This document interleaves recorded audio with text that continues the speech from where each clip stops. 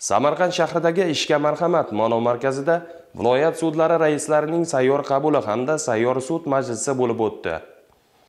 Bugungi kunda aholining dardu tashvishlarini eshitish har bir idoraning asosiy vazifasiga aylangan. Sudlar tomonidan aholini odil sudlovga bo'lgan ishonchini mustahkamlash maqsadida joylarda sayyor qabullar tashkil etilishi fuqarolarga bir muncha qulayliklar tug'dirmoqda. O'tkazilgan navbatdagi sayyor qabulda dastlab sud huquq tizimida amalga oshirilayotgan islohotlar, qonunchilikdagi yangiliklar hamda sohadagi o'zgarishlar haqida so'z yuritildi. Shuningdek, qabulda qatnashgan probatsiya ro'yxatida turgan fuqarolarga monomarkaz faoliyati va undagi yo'nalishlar haqida ma'lumotlar berildi.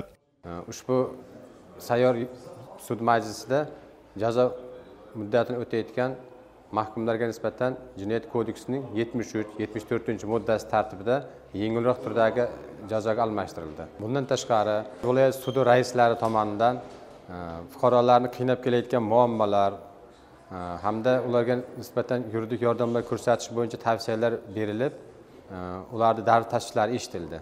Ularga tushuntirishlar berildi.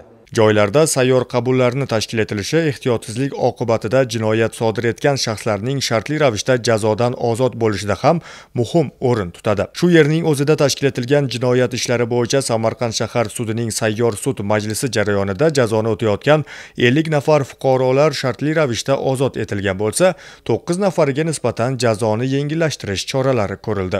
Bugun sayyor sud majlisiga qatnashdik.